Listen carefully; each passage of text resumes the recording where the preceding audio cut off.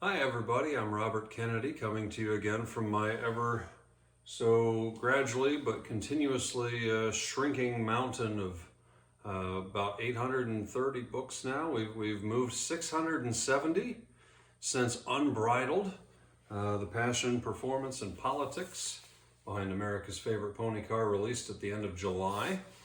We are still, by the way, running the Christmas sale. There is still time if you act soon. Order your book, use promo code 1964 to save $19.64, plus get free shipping. We'll try and get these to you by Christmas, do everything we can. The last 2 weeks we've done a couple of book readings, brief excerpts.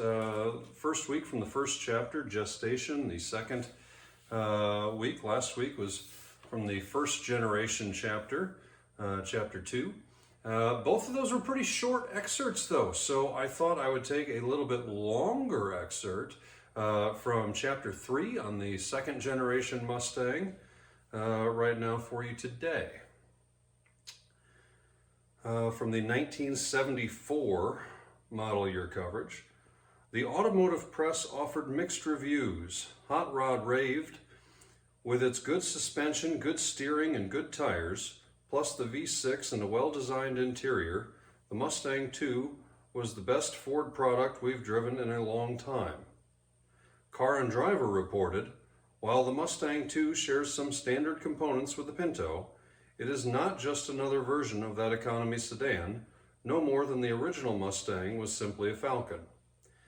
It has been built with the specific intention of coming into the market as a super coupe, and in terms of feel, it's a success. But Road and Track offered a lukewarm, it is solid, well-built, quiet, and plush, and not at all unpleasant to drive on the road as long as you don't ask too much of it. As for us, we prefer the Capri.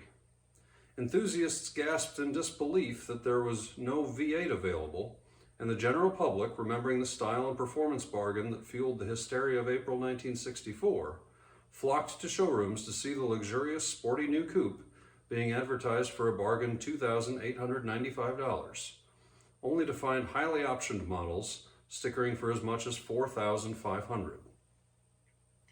Sticker shock was further compounded by rumors overstating the new Mustang's mechanical relation to Pinto. In an effort to manage the tide of misinformation, Ford issued the following clarification to all Ford salesmen in its October 1st, 1973, 74 car merchandising newsflash. Quote, information has it that competition may refer to the 1974 Mustang as another Pinto. Some prospects may also express this thought. Keep in mind that Mustang II stands on its own as an all-new car, designed and engineered to be responsive to the demands of a specific market segment. Everything your customer can see on the Mustang displayed in your showroom is absolutely unique to Mustang, as are many features that cannot be seen. Only a few of the latter chassis items, such as front wheel spindles, brake discs and brake master cylinder, universal joints and such parts, are common to both Mustang and Pinto. These parts represent approximately just 10% of the total parts which make up Mustang. As a matter of fact, Thunderbird uses approximately the same percentage of Torino parts. Your prospect is hardly likely to consider Thunderbird an upgraded or warmed over Torino. Still, the rumors persisted as dealers moved roughly 18,000 Mustang IIs in the car's first month on the market. For any other model, this would have been considered a tremendous opening, and it did already represent Mustang's strongest sales since 1969.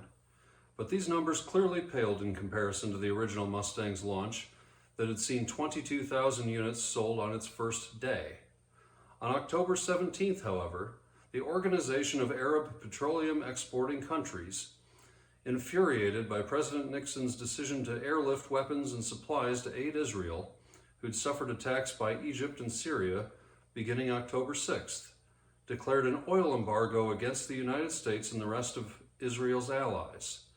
Nixon's White House scrambled to enact measures to reduce the economic impact of the embargo, but the gas prices quadrupled and stock market plunged.